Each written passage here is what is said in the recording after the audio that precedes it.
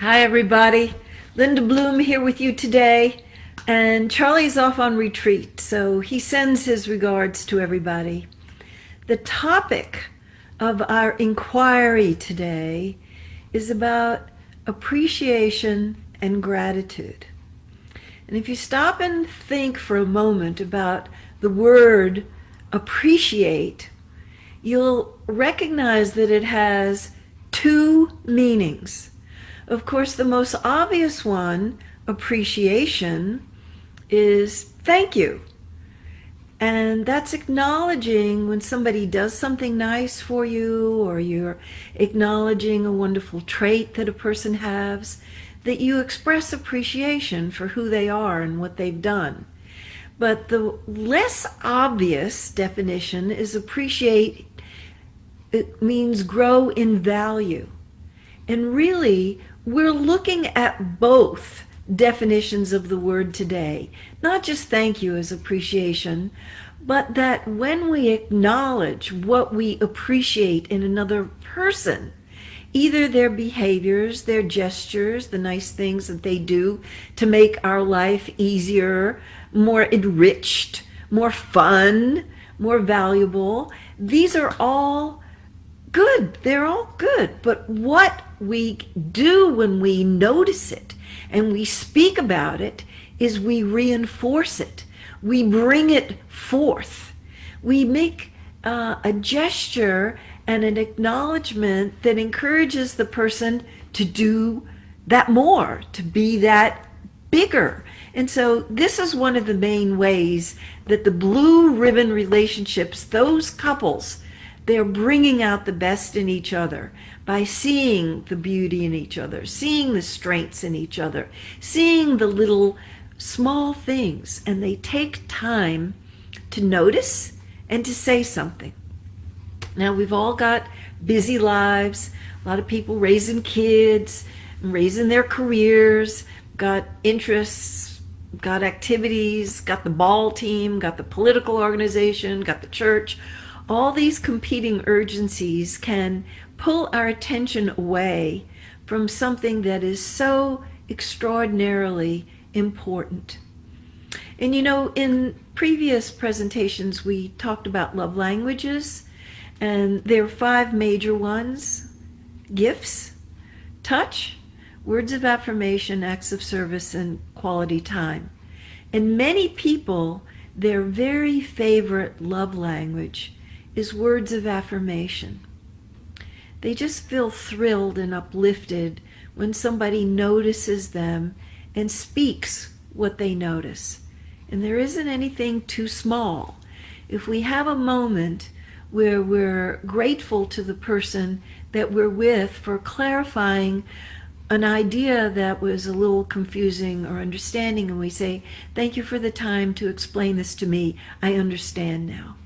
Or if they've cooked a meal for us, we thank them. The food was delicious and healthy, and I appreciate you taking the time to shop and cook and prepare this for me.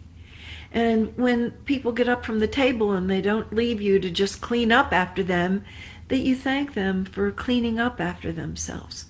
All these little mundane acts of kindness and appreciation, expressing our gratitude for the small things, they add up. It doesn't have to be some huge thing, but we want to definitely acknowledge those too.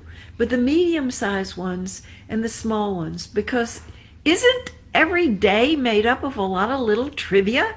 And if we're noticing and we're paying attention and we're acknowledging those little so-called mundane trivial things, they do add up.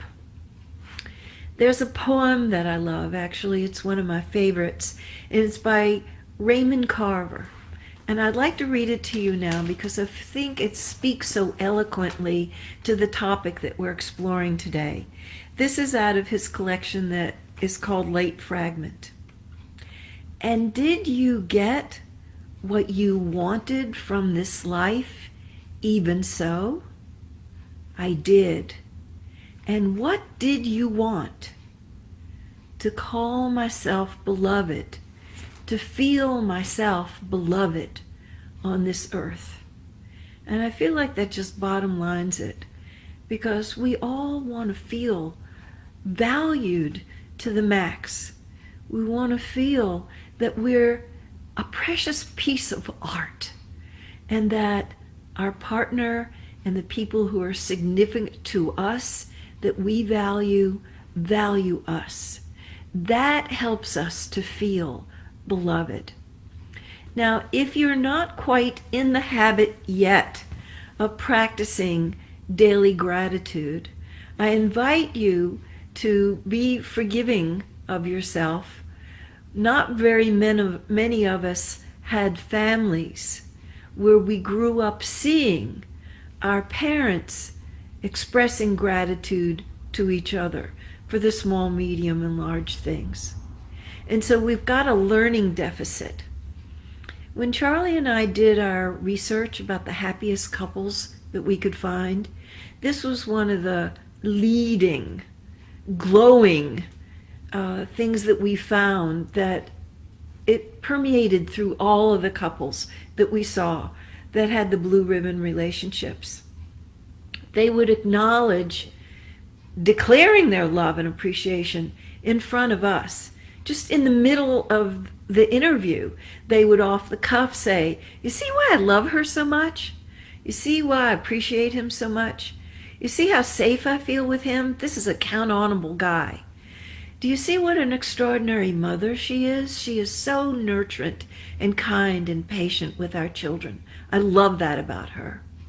One time we were interviewing a couple, and he was talking about dark past that he had had with some addictions, and he said, "I'm married to a saint." Do you see who I'm married to? I'm married to a saint. It really touched me. I never forgot it. And so being free and forthcoming with our feelings of appreciation and gratitude, taking the time to notice them when we experience them, and not rush headlong into the next moment and getting busy and distracted with something else and losing the moment where we were feeling that warmth. To stop what we're doing and say, "You know what I love about you? I love that you take such good care of yourself. I feel like you have a good chance of living a long, healthy life, and that's what I really want for you and for me." And when we have that moment, no matter what zany thing, I sometimes say to my beloved, "I love your humor. I just like to loosen up and giggle, and you keep me laughing, and left to my own devices, I'd be too serious and responsible. And I so appreciate your humor. Thanks for all of the jokester, rascal, jester that you've brought into my life for 5 decades now." When people hear what we're noticing in them, it gives them a thrill. They feel seen. They feel heard. They feel important. And even if we didn't learn it in our families, even if we feel a little shy and embarrassed and a little clumsy, to make right effort to do it, it's like any other skill. We get more graceful as we practice. So I don't know if practice makes perfect, but I think practice can make excellent. There's another quote that I really love. This one is from Mother Teresa. And Mother Teresa says that there is more hunger for love and appreciation in this world than for bread. And everybody knows that Mother Teresa worked in the slums in India, Calcutta, and some other slummy areas where people were literally starving to death. And if she can say that people need appreciation and gratitude in that loving form, words, gestures that show them how valuable they are, and that's even more important than food, then I think we need to listen to her. I want to speak to you about resistance that you might have to being this generous of spirit. I would speak openly years ago around some of my women friends about the beautiful qualities that I saw in my husband. And when I would mention them, sometimes I'd get quizzical looks, but one time one of my women friends said, "He's not a saint, you know." And I know he's no saint. None of us are really a saint, but we do have wonderful qualities, and we have our dark side too. And I don't mean to convey a message that we overlook the difficulties. We need to face those too. We need to see the shadow. We need to call the spade the spade. We need to put the darkness on the table, the things that we're disappointed in, angry about, resentful about, incomplete with. And those are right alongside the appreciation and gratitude. But it has a lot to do with where we put the accent. Do we want to look through dark glasses at all the flaws, at all the weak suits, at all the things that irritate us? It's an option if we want to do that, but we're going to have a lot of dark ideation in our mind and a lot of perturbation, feelings of upset in our body mind. And if we deliberately take the dark glasses off and cultivate a way of being with the rose-colored glasses on, looking through appreciation and gratitude, looking through the lens of appreciation and gratitude, it's going to help us to feel a lot better about our partner. And when we speak those things aloud, it's going to have them feel a whole lot better about us, that we're not looking at them through critical eyes.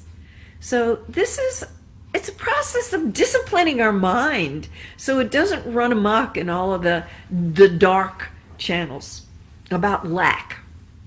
It's affirming what we have. And I know that a lot of people haven't seen it in their families, and it's one of the reasons that Charlie and I, when we teach our course, do a demo. And we take time to sit across from each other, and we take 10 minutes each. And I enumerate all of the things. He usually lets me go first, and I'm very grateful for that. And I talk to him about physical characteristics that he has, that I love his smile. And I talk to him about emotional characteristics. I'm so glad that he lives with an open heart and that he committed to that a long time ago. I talk about his great strengths, that he's a low maintenance man and that he's forgiving, he can't carry a grudge, and I think that's a beautiful quality. I speak about all the things that I admire about him and the many things that drew me to him. Of all the thousands of people that I could have chosen to live my life with, I chose him because he has such outstanding and extraordinary qualities complementary to mine, and how much I've learned from him. And he just listens and does his best to take it in. I lay it on him so thick that he has trouble taking it all in. It's a rich feast. And then it's my turn to be a gracious receiver, and I sit there for 10 minutes with my heart open while he acknowledges me for all the ways I've supported him to grow in his life, to mature in his life, to become a better person, how I brought out the best in him and the qualities in me that are really inspiring to him. And often we're in tears when we do it, even though we've done it so many times over the years that we've been teaching, demoing it in front of our students. And often the students are moved to tears. It's like it's something they've been aching for and longing for, to see an example of what a loving couple is doing. And of course, their parents may have done this in private behind closed doors, but they may not have seen it. So they didn't have the living example. Now, we were videotaped doing it many years ago, and Charlie was a little shy and reticent to put it up on YouTube, but it's up there now. I was patiently waiting for him to agree, put it up there because so many people need an example like this. And so if you are feeling in need of an example of what it could look like, by all means, go and take a look at the YouTube.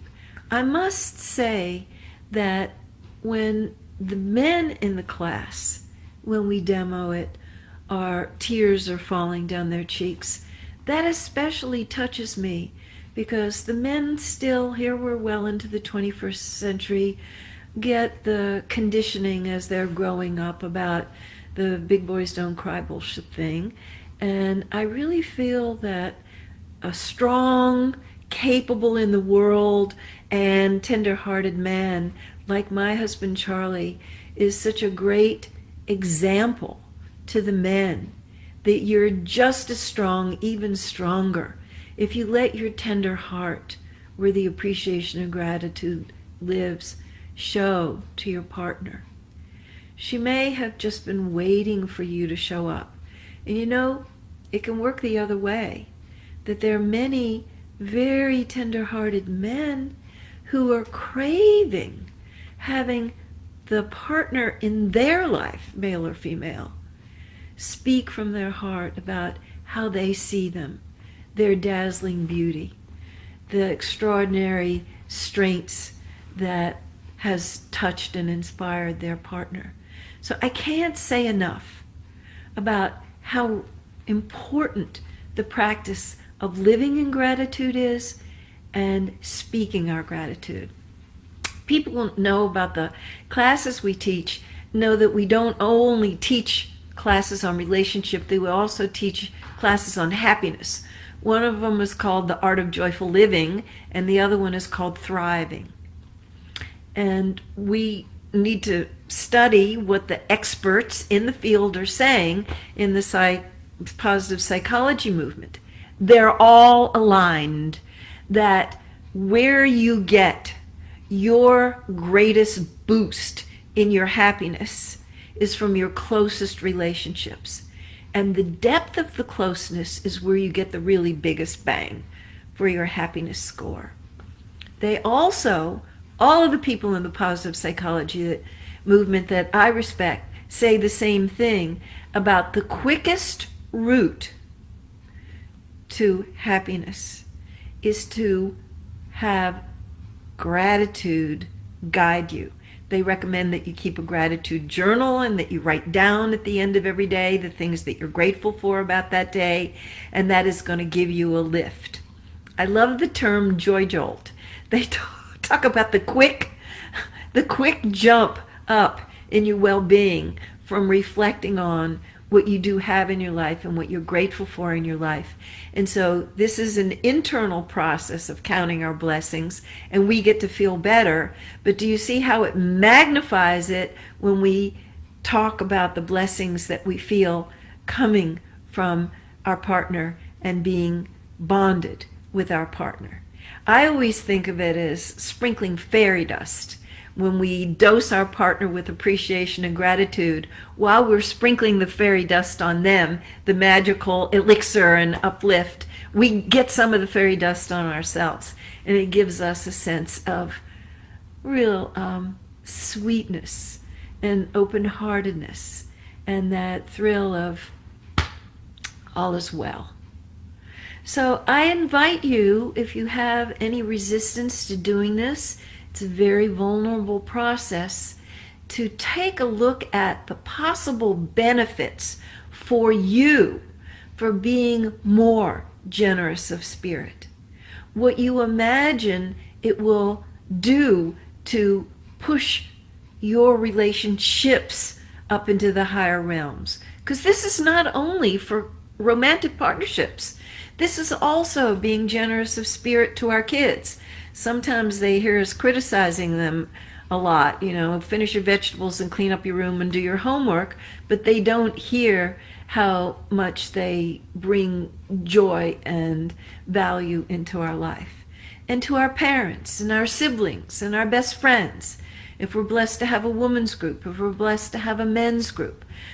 Sometimes our neighbors, just when you see them across the fence, Your yard looks beautiful. Thanks for beautifying the neighborhood by keeping your lawn trimmed, and those gorgeous daffodils are growing now. It really does sweeten up our day to be looking for the things that we're grateful for and speaking them aloud.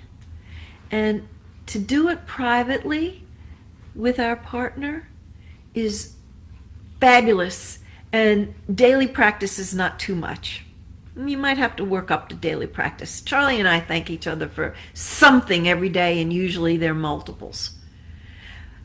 But you might have a little push-pull about it. You might think that it's spoiling them.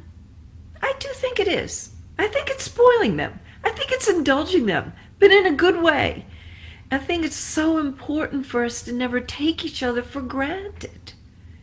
It's a good way to live. It's a good practice to cultivate. When we see their strengths and we comment on them, we see their potential and we comment on that, we may be seeing them more clearly than they see themselves. They may have a limited view of their capacities and their capabilities, and we can see that that's just some limited belief that they picked up somewhere, and it's not true. You're capable of so much more. You give so much more. Who you are is perhaps so much more than you know yourself to be. And I think it's good to be reflected in the mirror of our partner and to open to the appreciation and gratitude and the value that they have of us.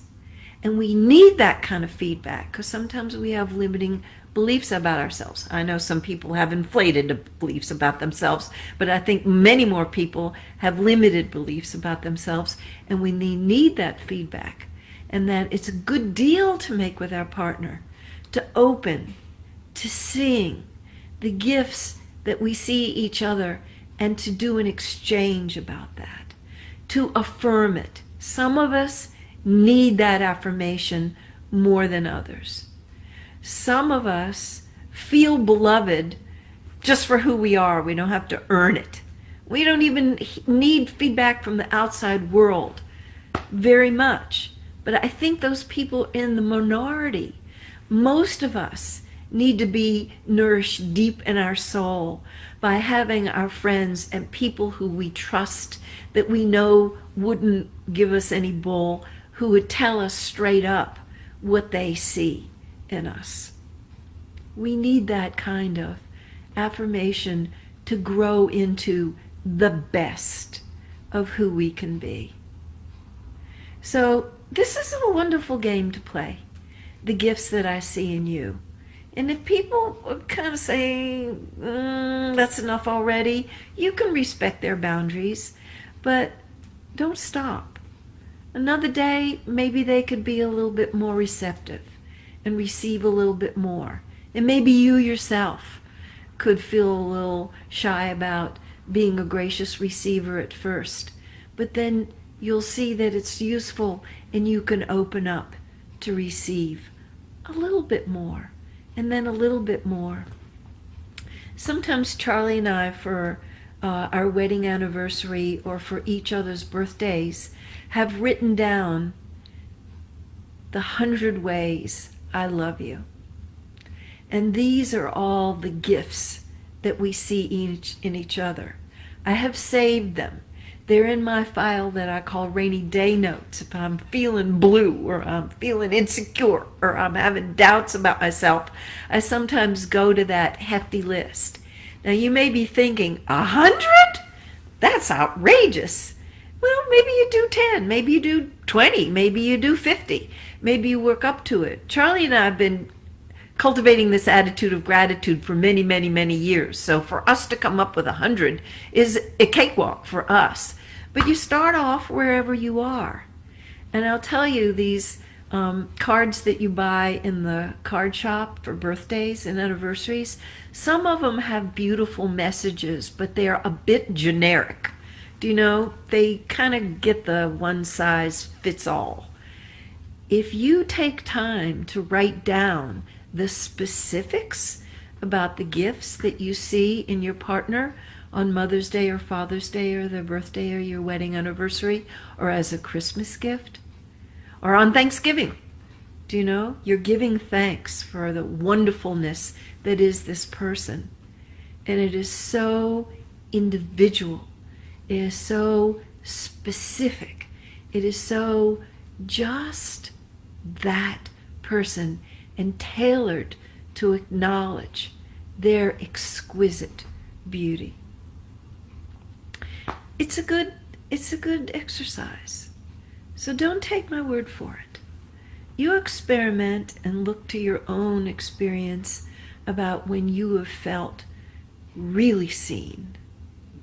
And when someone that you trusted spoke about your dazzling, radiant magnificence, whether that didn't press you into taking ownership of how much golden you have about you.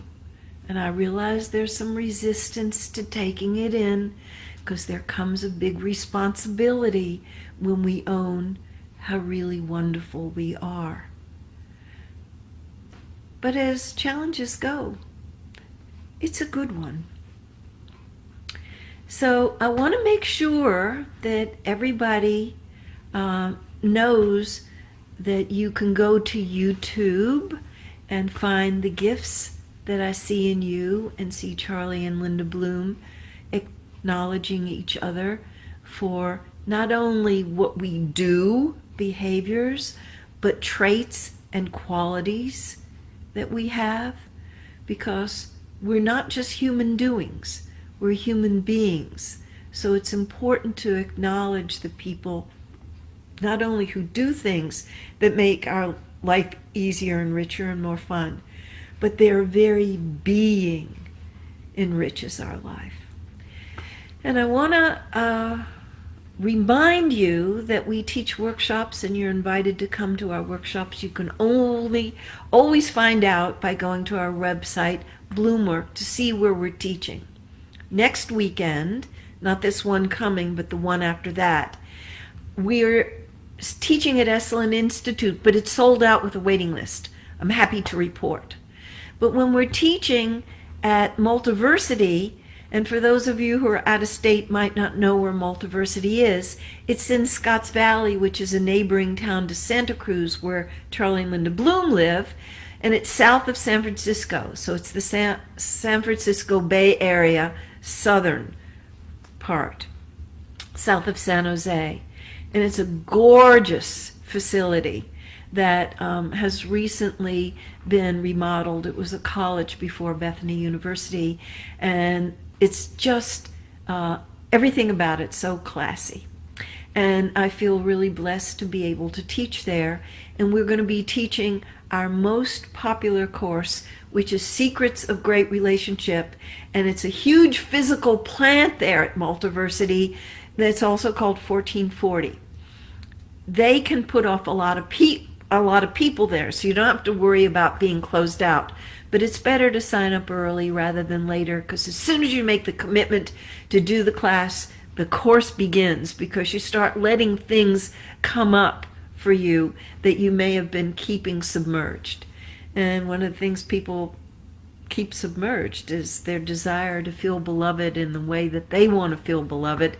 And so this is one of the things that we deal with in class. Also, want to remind you to tell people in your Facebook network to follow us, and that will help get the word around. And if you haven't signed up for our 3 free ebooks, that's really worth doing, and you do it by going to www.bloomwork.com. And there will be one button that's just a click away, and then you'll be able to download our ebooks. So we would love to have you join us for a class at Multiversity. And whether you join us for a class or not, I hope that you've been inspired by this talk to raise your awareness about how appreciation and gratitude really makes your life so much better. The difficulties and the challenges will always be there. The same ones that we come in with are there 50 years later, but these blue ribbon couples, they're making a big space for the things that, we're different attitudes, different way we process information, different desire systems, sometimes even different values.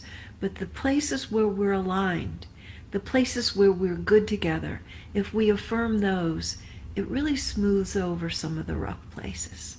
So I hope that you will go and speak openly. If it's somebody that you want to write to, that you'll write it down. And face-to-face is best, but phone and Skype will do. And writing in a letter, that does the trick too. It's all in the intention to get the job done. Next week, we're not going to be here with you because we've got commitments all day. But in 2 weeks, we're going to be speaking about flow. What is it and why is it important? So I'll see you then in 2 weeks. All the best.